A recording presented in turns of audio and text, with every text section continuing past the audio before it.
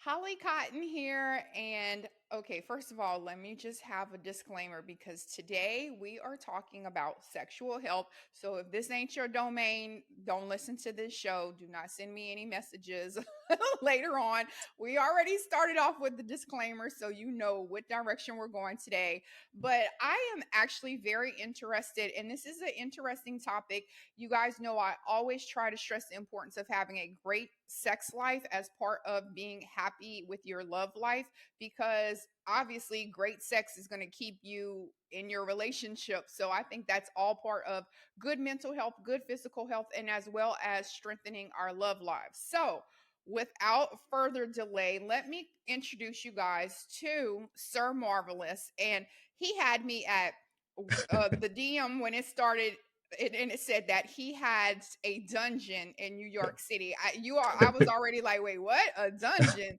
And then I was like, well, hold on. How can I make this educational where it's not cheesy Yes. as well? Because I want to know the entailed as well with having a dungeon. So Sir Marvelous, he's going to tell us all about his dungeon. He's going to tell us also about how he has become a pleasure coach and a professional BDSM dominant. And then also what he does with his platform and what he's doing right now is he's educating people. And a lot of times people don't know what that means. Maybe you saw a video when you were in high school and somebody was like gagged with black leather on, and that's what you think Yes. of BDSM. So Sir Marvelous is going to set the record straight and educate us today. So welcome.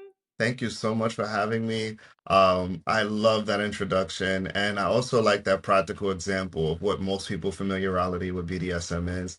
And I'm so excited to dive into it and try to chop at some of those misconceptions that a lot of people may have. Okay, so first of all, before we go into anything, Sir Marvelous, I Yes. need to know how the heck is this something that just fell in your lap? Did you always have I guess this fetish or this draw? Like what? How does one come up with to the point of where I like being sexual to now Mm. I like being a dominant to now I like BDSM and now I like to have my own dungeon. That's a huge transition in a Yes, lot of yes. categories. I can imagine. It definitely felt like it was a flow. But to answer your question, I've always had an affinity for sex toys and exploration and providing not only just an experience to my partners, but a journey-like experience, you know. And as I learned more about the pleasure gap between men and women and, the business side of me, realizing that this was for lack of a better word, a commodity, because so many people don't know where to go to learn about pleasure. Like you mentioned, we know about the extent of our sexual education may stop at sexual health.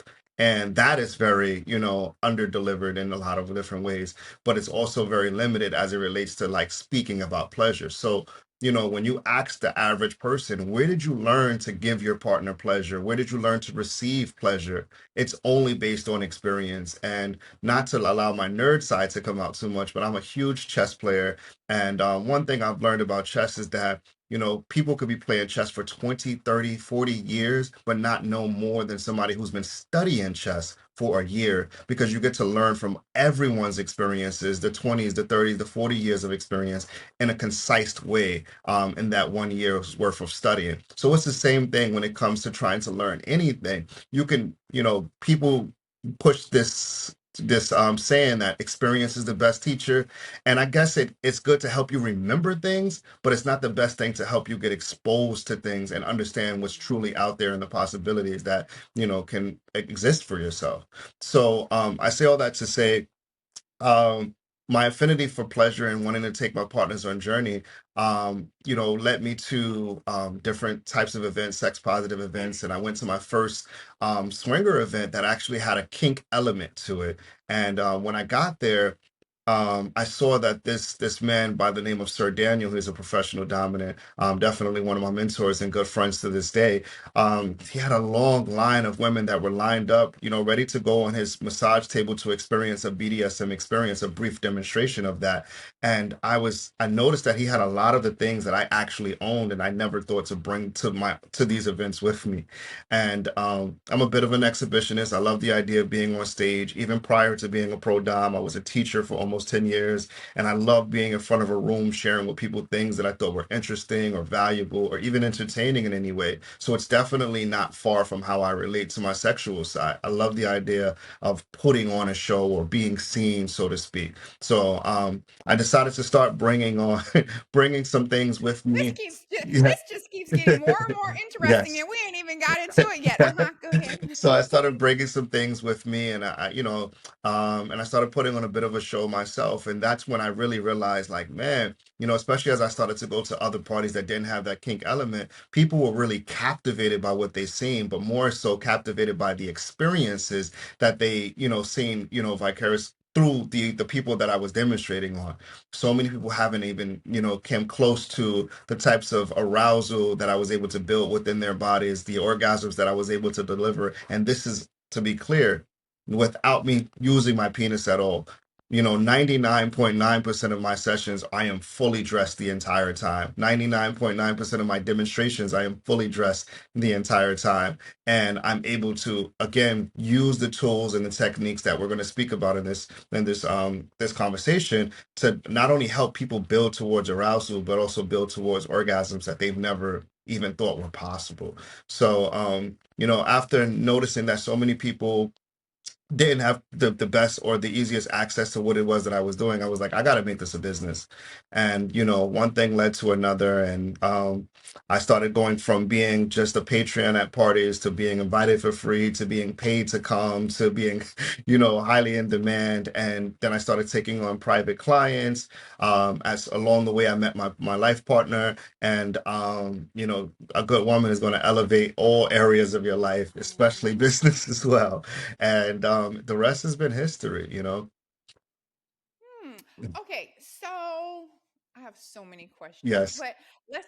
Okay, but before we get into all of that, because I also want to use this as a platform to educate people Yeah. on what's going on, right? Yes. So usually, I know just from being a teacher, right? We always have these are the vocabulary words that we need Yes. for you guys to understand the content that is coming. Yeah. So these are the vocabulary words. Now, this is the content. So, Gotcha. when we're talking about our vocabulary words for today, can you define what a dominant is? And then also, can you tell us what your definition of the BDSM is? Okay. Thank you.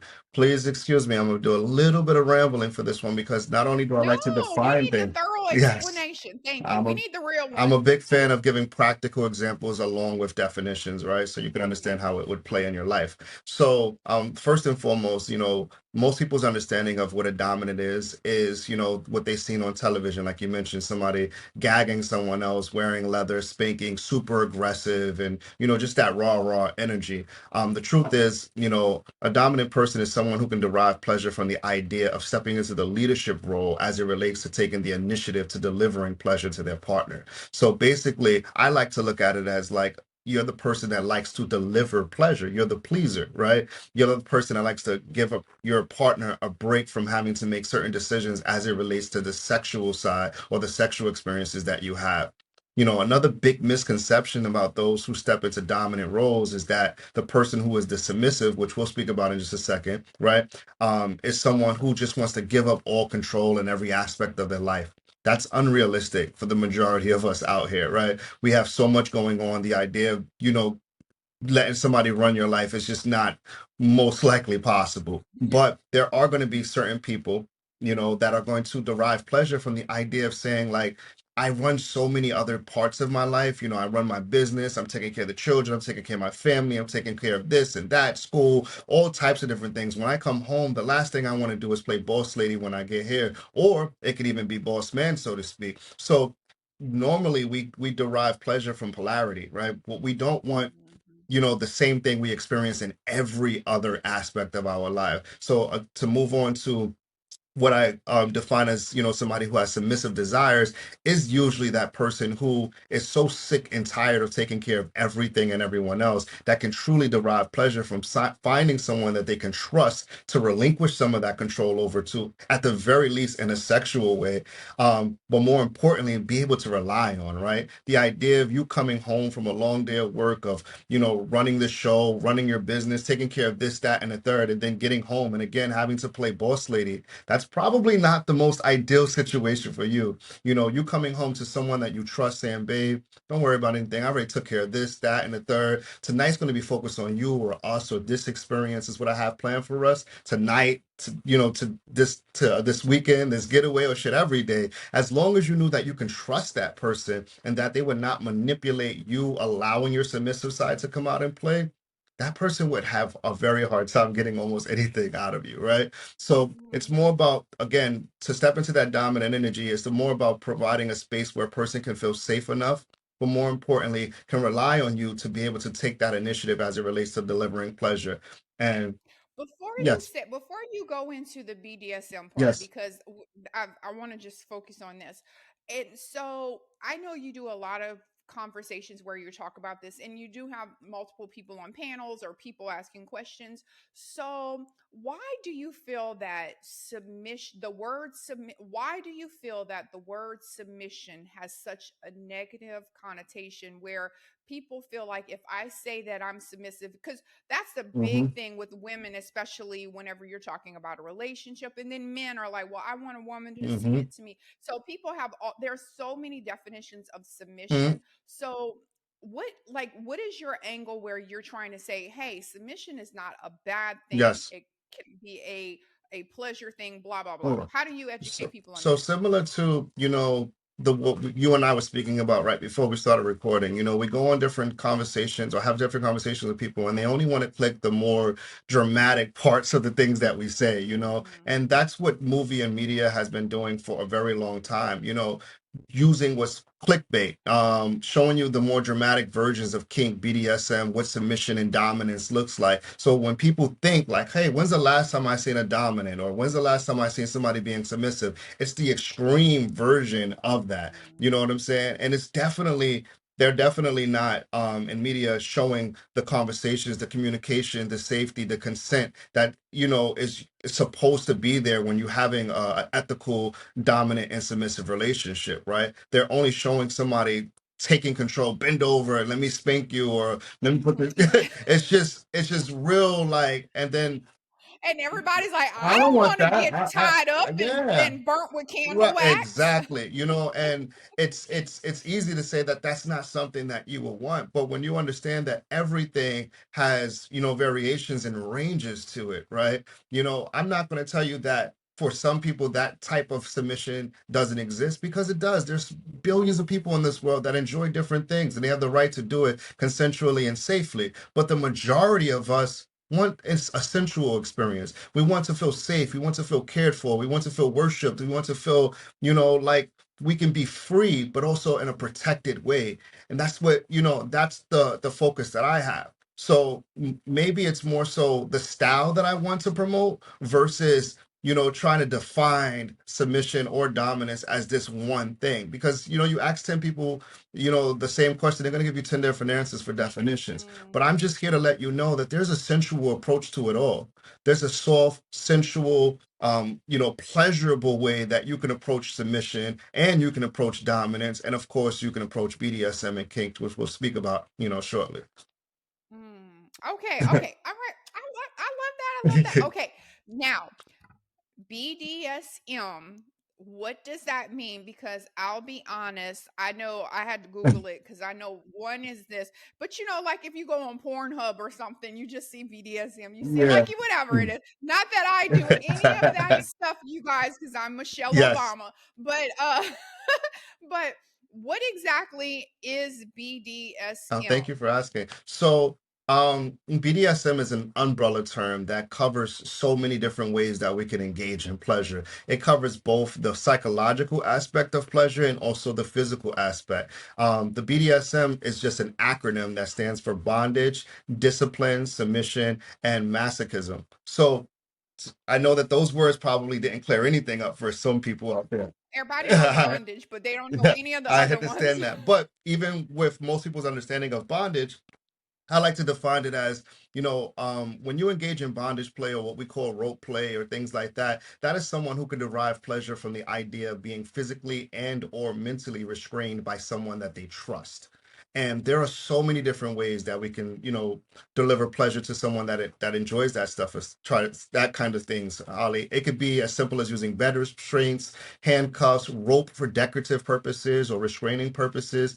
I have St. Andrew's crosses located all over my dungeon, but I also simply tell a person if they love the idea of making love to their partner or their partner making love to them with their hands pinned up against the wall or pinned up against the bed, that is a form of bondage, right? Again, when you're doing these types of acts with a trusted partner, it can really elevate your experience. When you take a person's ability to freely move the way they're used to, other sensations start to increase in the body.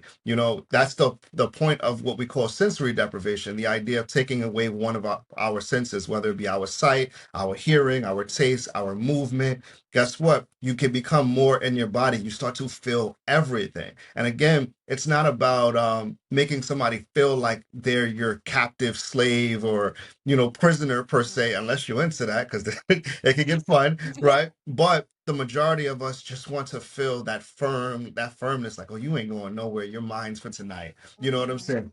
And I can tell you, 50 Shades of Grey educated a lot of people who didn't even think that that Yeah. was something they were Mm. into. And now all of a sudden, the 50 Yeah. Shades of Grey trilogy comes out, and Yeah. everybody's like, well, Hold hold on. on, I want to be Hold in on. the. Like again, and one of the things that the kink community kind of did not enjoy about 50 Shades of Grey. I love the movie, I love the trilogy, I love the books, but I agree with the kink community as they say, there weren't many conversations about consent. There weren't many conversations Yeah. about negotiating what was going to take place during those sexual experiences. And that is what we're big on. We don't consider it, proper or ethical, BDSM play if you're not having a conversation with the person about everything that you plan to do to that person. And it's not supposed to take away from the experience. It's supposed to empower your partner during that experience. The majority of anxiety that is created or that exists during sexual experiences is because we're worried about the unknown. When we feel like we're in control and we're empowered about what's about to take place, that creates Then you can yes, relax and enjoy it, yes, right? You're not like, oh my God, what they yes, about to do yes. to me? What is this? Is it gonna Exa hurt? What is it? Mhm. Yeah. When I give you a Hmm. brief examples, like this is what the paddle is made of. This is what the paddle feels like when I hit you with it. And I'm not going to be using a wooden one that normally hits a little hard. I'm going to use a leather one that's going to vibrate throughout your body and stimulate that blood flow to those erogenous areas all over your body. You're like, whoa, I didn't know it felt like that. I didn't know it does all that. I'm excited to see how you use this in combination to your style, sir. And that is what we want to create in the body. We want to create excitement. We want to create anticipation, not anxiety. An example of that is so many people uh, are quick to say, I've tried this or I've tried that. A great example of that is like anal sex, right?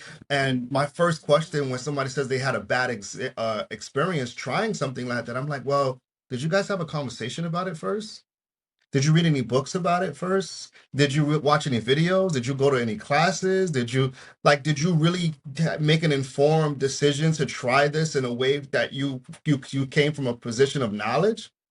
Did you even discuss that it was going to take place before it happened, or did you just try to do it in the spur of the moment because you thought, the excitement was high and things of that nature? Hmm. That type of experience, Or they just they went in just the went in the wrong wrong hole. hole, right? And now, oh my God, the anxiety that comes. And you were like, Right. oh Lord, no, well, now I'm Yeah. committed to it. So, there are many different ways that so to go back to the acronym. So bondage, is for those who derive pleasure from being restrained by someone that they trust. Keyword trust, right? Now, discipline is where people start to get a little bit like, whoa, I don't want nobody disciplining me.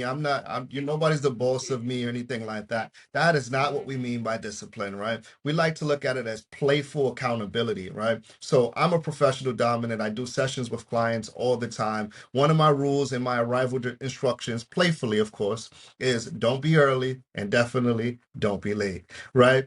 And you can see just by hearing that that can be, kind of playful way of being disciplined, because now they're in the Uber or they're in the car and they're like, oh my God, I'm running into traffic, I'm going to get in trouble. But they know, based on our conversations, that I don't really want them to rush and put themselves in danger. And when they get here, even if they're late or early, I'm not going to like beat them into submission or whatever that looks like to some crazy people, right? Mhm. I'm going to figure out a way to be a little bit more intense with you in a playful, tolerable way. And a part of you are going to feel like I deserve that, right? Because I was late or I was bratty or I was misbehaving or Mhm. things like that. Yeah, Yeah. that whole the whole, like, Yeah. schoolgirl fantasy or whatever, or "I've been Yeah. bad at class, Yeah. daddy," or "I was You know what something," I'm right. saying? And Mhm. so an example of that is, me and my partner, Siphon the Unicorn, her and I, we are in what's called a dominant submissive relationship. And we have something that's called a dominant submissive contract between her and I.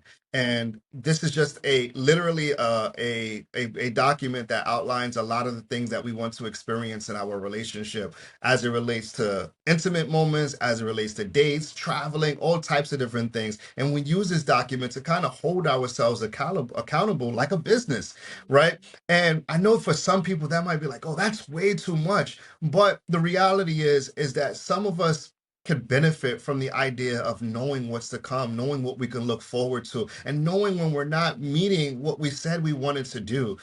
So an example of that, right? Is a non-sexual example of that is like, when my partner and I first got together, she was like, you need to be drinking more water because you're doing sessions, 2 to 3 hours at a time. It's usually hot in those rooms and you're moving nonstop. You need to be hydrating a lot, almost like an athlete. And I'm like, I'm not no athlete, but we put in my contract that if I don't drink a gallon of water a day, that I would get, punished or punished, so to speak. And I always end up messing up with that one. And that's a playful way that she's able to hold me accountable for something that I said I wanted to do for myself. Imagine, if every time you went to the gym, right, you got a foot rub, or if you wanted to do something sexual, it could be some oral sex or, some type of playful reward for doing what you're supposed to do, how encouraging that could be. I'll say this and I'll let it go. One of the things that used to be that I really missed about being a child is the idea of being able to come home with a passing grade or a good report card or a good report in general and expecting some type of reward. But when we become adults, nobody is clapping you on your back, giving you an applause for paying your bills and taking Right. care of the things you're supposed to do because you're an adult and that's what you're supposed to do. But we still can derive pleasure from the idea of being acknowledged. Like I'm doing it and I'm out here killing it. I'm not only killing the things I'm supposed to do as the essentials, but I'm also trying to work on my dreams and my goals and my aspirations. And for you to say, babe, I see you. You said this is what you wanted to do. And because of that, let me come here and reward you in this playful way. That could be fun. But also, it could be cool to say, babe, you said you was going to work on your book this week. You didn't write anything at all. Come over here, bend over so I can give you a spanking for not doing what you were supposed to do. And again, again, even just